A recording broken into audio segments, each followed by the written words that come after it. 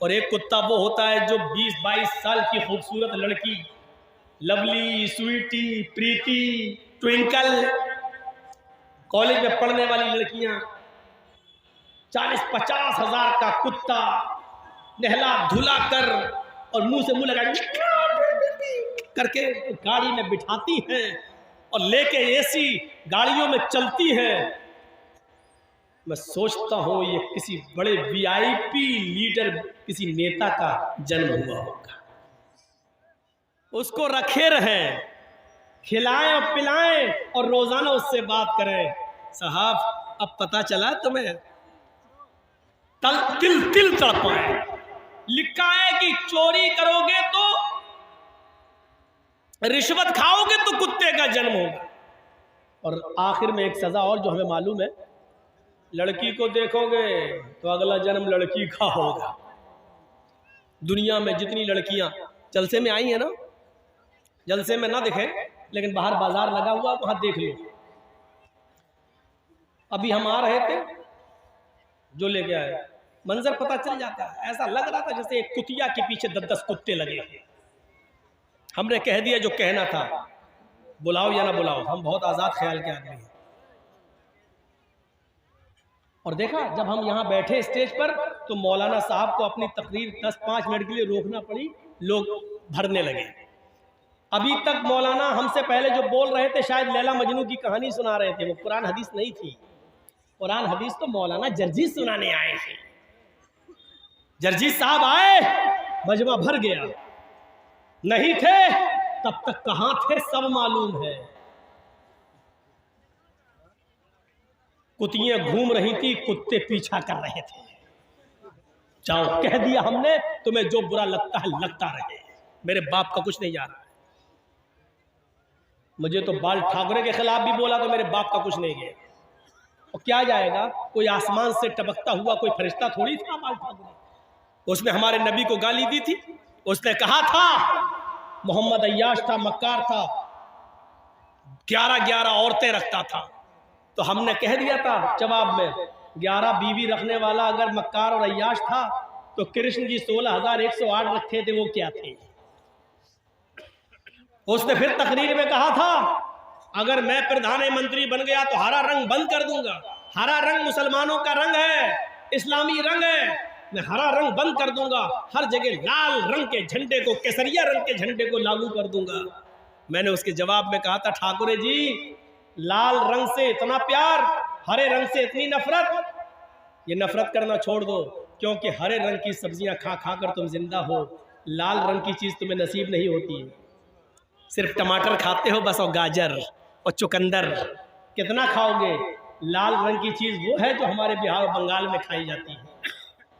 हमने कहा वो खाना शुरू, मैं तो नाम लिया था, यहां नाम नहीं लूंगा, मुझे डर लगता है यहां नाम ले लूं तो कहीं यूपी के होने वाले चुनाव में मीडिया वाले उसी चीज को उछालें और बीजेपी को फायदा ना पहुंचाएं।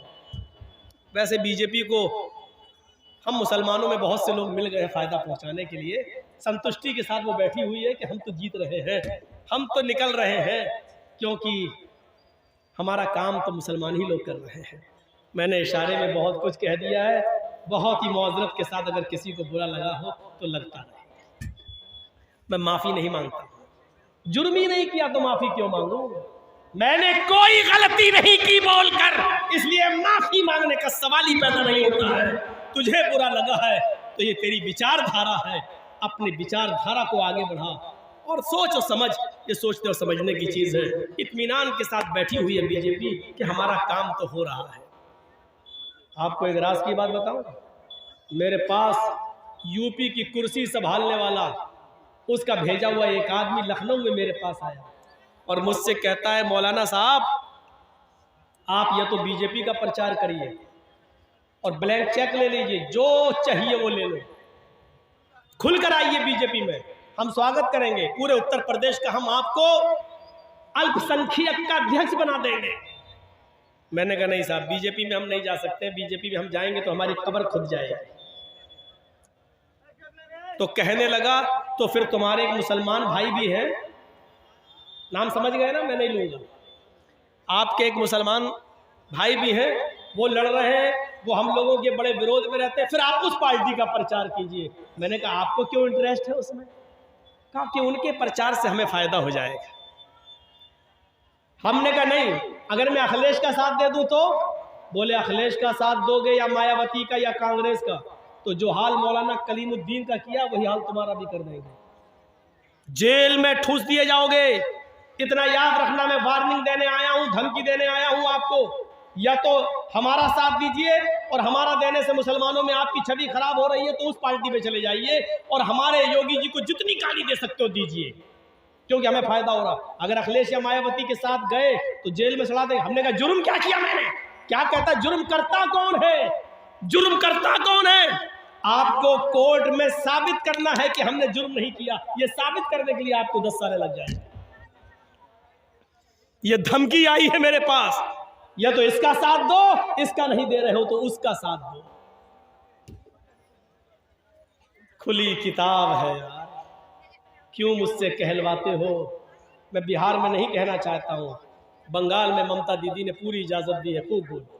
मैं देता हूं, जाता हूं, बोलता हूं, नाम भी लेता हूं, इसलिए कि जहां मेरे ऊपर केस होने का खतरा नहीं है वहां लेता हूं, नाम भी लेता हूं। अपने आप को बचाना भी जरूरी है।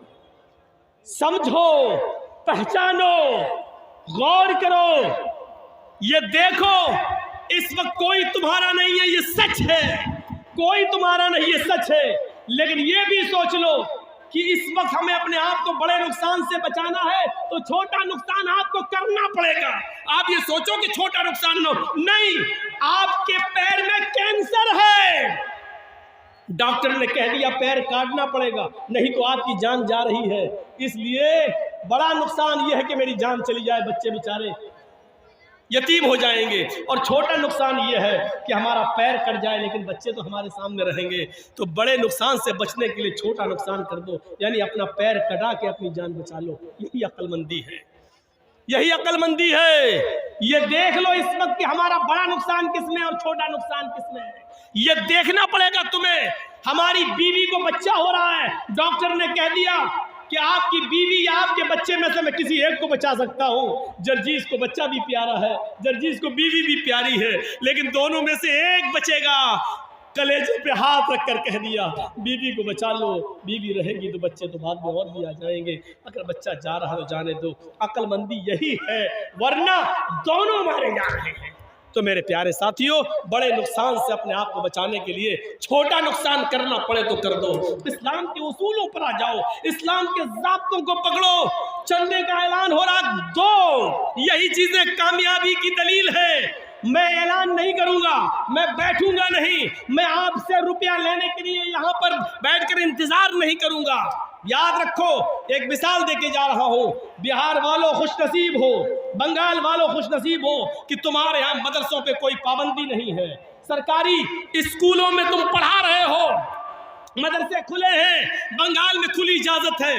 हम यूपी वालों से पूछो, हमारे मदरसे बंद किए जा रहे हैं, मदरसों पे छापे मारे जा रहे हैं, मदरसे की उस्तादों पर नजरें रखी जा रही हैं, सीसीटीवी कैमरे लगाए जा रहे हैं, हमारे यूपी के मदारिस को बंद करने की प्लानिंग हो रही है।